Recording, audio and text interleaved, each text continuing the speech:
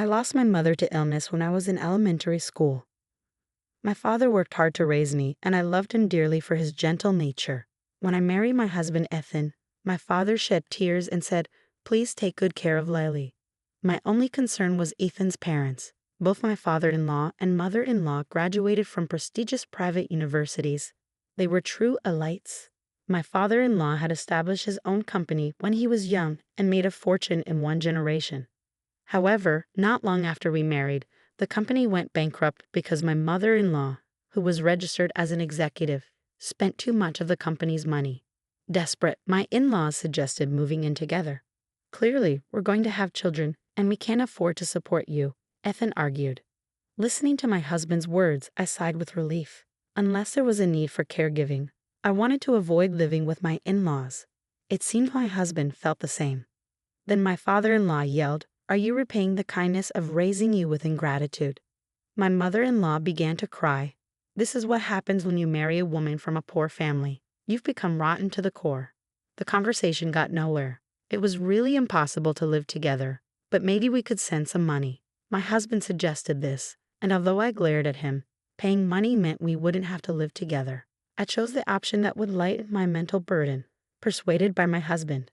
However, this was the beginning of our troubles.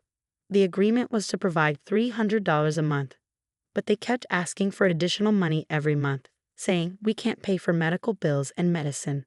Or my back hurts, so I need to go to a chiropractor. I doubted whether this was true, but I didn't feel like checking. If we refused, they might bring up living together again. I grappled with frustration but endured the constant begging for money. Our finances were barely making ends meet every month. That's why I started working part-time at a bar, leaving my young son Noah at the child care center. The bar paid well, and they let me take home leftover food. Somehow, we managed to stabilize our finances. When Noah turned 10, my husband was ordered to transfer by his company. Since the transfer was to a rural area, Noah and I considered moving with him. But my husband said, "It's better to be near your father," thinking of my father who lived alone. My father's house was about 20 minutes away by train, while the transfer location required the use of a bullet train. I decided to rely on my husband's words. While I worked at the bar, my father would take care of Noah. He seemed happy to spend time with his grandson. I would take home food from the bar, and my father, Noah, and I would gather around the dining table. Noah, who never warmed up to his paternal grandparents, was unreservedly affectionate with my father. My humble, grandson-loving father was the complete opposite of my in-laws. They would brazenly claim to be my parents, eat and drink as they pleased at the bar where I worked, and leave without paying. I ended up covering all their bills. Although they didn't come often, when they did, it was usually to show off to friends or juniors. Even though it was only once or twice a month, it still hurt to pay for them out of my part-time earnings. The manager often sent something and gave me substantial discounts, saying, "You're always working hard." I sometimes fantasized about splashing beer on them, imagining how satisfying that would feel. In the fall of Noah's junior year in high school, as he was preparing for university entrance exams, I received a call from my husband. "I can come home in the spring." "Really?" "Yeah, and with a promotion to boot. I really put you through a lot. Let's live happily together again, the three of us." Next spring was looking busy. As soon as I hung up, the electronic sound of an incoming call rang out. Thinking it was my husband, I answered without looking. "What?" I inadvertently let out a careless, deflated voice. "Hello, this is the city hospital," the caller explained in a tense voice. My father had collapsed and was taken to the hospital. He had stopped to buy Noah's favorite pudding at a convenience store and fainted in front of the cashier. I grabbed only my wallet and phone and rushed to the hospital. Although I couldn't get many details, I was told my father was in emergency surgery. "Dad," I called out to him, praying, "Please make it, please." When I arrived at the hospital, I gave the reception staff my father's name. "I heard he's in surgery now." I pressed the staff at the front desk, drenched in sweat. "Please head to the 4th floor." I was directed to the operating room. The surgery wasn't over yet, so I sat on the bench, praying and waiting. Several hours later, the doctor informed me the surgery was done. The diagnosis was a stroke. There would be a slight impairment in speech and motor functions, but I was nothing but grateful that his life was spared. Dad's condition gradually stabilized. During my free time, I visited the hospital, talking to Dad and even giving his immobile hand a massage. Dad, today Noah. I made sure to tell Dad all about Noah. His initial response was weak, but daily rehab was fruitful, and Dad started to show signs of recovery. One day, while massaging his hand as usual, Dad weakly grasped my hand. It was the first response since the surgery, and I was so happy that I cried. Dad, you did great. Then Dad slowly shook his head and pointed at me with a hand he could move. Thank you, he stuttered, smiling. He should have had difficulty moving his facial muscles, yet he smiled at me. Stroke aside, Dad seemed to have aged, becoming smaller. I recalled my father at my wedding, firmly shaking hands with my husband and saying, "Take good care of Lily." His strong, dependable hand had now become frail. Though it was my turn to protect him, I firmly grasped my thin father's hand, encouraging myself. I had to leave the hospital before evening because I had a part-time job at the bar. I hoped Dad continued to recover as I started my shift, full of hope. My in-laws were the first to enter when the shop opened. Lily dear, they called cheerfully, bringing along two men a bit older than themselves. I didn't care how they were related and didn't want to know. Following the restaurant's protocol, I led them to their seats. As soon as you sit, order as much as you like, said my father-in-law. Don't worry about the bill, added my mother-in-law, as if they wouldn't just push it onto me again. I focused on serving them, hiding my annoyance. I had just received good news about Dad, after all. The peaceful events at the hospital were ruined by the in-laws in front of me. They knew no bounds, ordering beer, soju, and sake one after another. The table was a mess with spilled drinks and food scraps. The two men they brought seemed drunk and started harassing me. Hey, wife, bring the beer quickly. What a shame, our daughter-in-law here, really such an incapable wife. My in-laws began to loudly criticize me on purpose. I tried to hold back since I was at work, but my heart couldn't contain it. Excuse me, customers, there are others here. Can you please quiet down a bit? I attempted a desperate counterattack, hoping that by speaking loudly enough for other customers to hear, it would embarrass my in-laws. It's just a party, who cares? That's what they mean by you can tell where someone's from. Look, your plate's open, ma'am. Fueled by alcohol, the remarks escalated.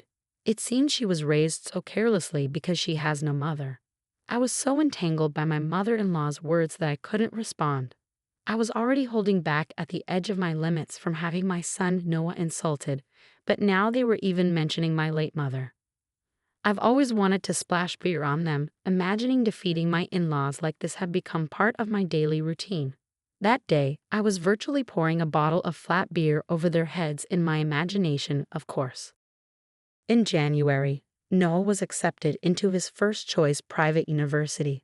On the day of the acceptance announcement, my husband also called with the happy news that he could come home the day before Noah's graduation ceremony. We would both be attending Noah's graduation. The night of the graduation, we had planned to celebrate Noah's success and my husband's promotion at the bar where I worked, but that meant we couldn't avoid inviting my in-laws. My father was still in the hospital, so he couldn't come, but ignoring my in-laws would cause problems later. I prayed they would be busy, but if they knew we were treating them, they would definitely come. They were such despicable people. When I called to invite them, sure enough, both agreed to come. Noah's new private university is known nationwide as a prestigious institution, and my father-in-law pompously said, he inherited my genes. Well, see you on that day. I quickly ended the call. The night of Noah's graduation, I happily walked to the restaurant with my husband and Noah, the three of us together after a long time. The in-laws had already arrived by taxi. The restaurant manager had kindly prepared a private room for our celebration. Just thinking about my in-laws made my stomach ache, but I decided to smile as much as possible in front of the family and entered the restaurant. We took our seats and toasted with bottled beer for the adults and juice for Noah. Noah, congratulations, my husband smiled warmly at him. Congratulations on your promotion, I said to my husband, raising my glass. I'm really looking forward to college in the spring, Noah exclaimed. Here, this is from Grandpa. I handed Noah a cherry-colored envelope. Grandpa, of course, referred to my father. From Grandpa? Noah joyfully accepted the envelope. It's not much, but he said to enjoy college life. Grandpa prepared this celebration gift with a nurse's help. Even though his hands still aren't moving properly, I explained. Just knowing my father's feelings was enough. I had informed my in-laws over the phone that my father had a stroke and was hospitalized. They were out playing and responded only with a casual, "Oh really?" Watching them, it suddenly hit me how indifferent they were. Speaking of which, it's really tough, huh? A stroke, my father-in-law said nonchalantly. I was used to it by now, so I brushed it off. Yes, it is, but the progress is good. My father-in-law didn't seem to like my indifferent attitude and mocked my Colette's father. It's a brain disease, right? His head's gone crazy, hasn't it? Noah's brow furrowed as he looked at his grandfather. Quick to counter, my husband spoke up. Is that any way to talk? But it's the truth, isn't it? Yes, it's a brain disease, right? The in-laws were not at all shaken by their son's argument. The boastful in-laws couldn't help but enjoy the misfortune of others. Just stop it, my husband began to say, but I held up my hand to his face. Then I splashed the lukewarm beer that was left in the glass right onto my father-in-law. The flat beer left in the bottle was poured over my mother-in-law. I could endure them speaking ill of me if it didn't reach Noah's ears. But I couldn't stand to hear them say that my father, who had raised me with all his might, was crazy. My father's hand had become so small. It was up to me to protect that hand. I glared at my in-laws. Don't mock my father.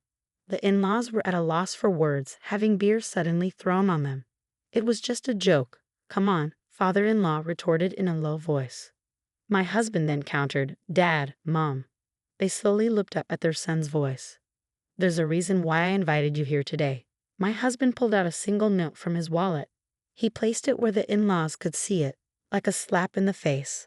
On it was a detailed list of the in-laws' extravagant spending, a bus tour with friends, luxury spa treatments, purchasing designer bags, and much more. You can find out about this stuff easily, he said. The in-laws no longer tried to make eye contact. Everything my husband had found seemed to be true. If you can afford to live so luxuriously, you don't need our support anymore. I quickly followed up, cutting off my father's indecisive words. You don't need it, right? But just the allowance, mother-in-law pleaded. No, we won't send any more money. We're cutting ties too, my husband stated firmly. Please go home. My disheveled and soaked in-laws looked at me with stunned expressions.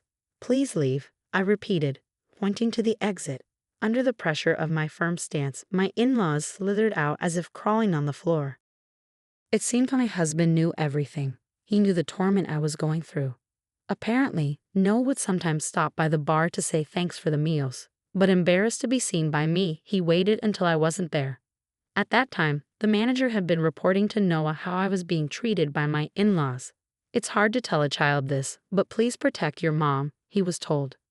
Noah had discussed this with my husband. My husband had declared that when he returned, he would sever ties and stop all financial support.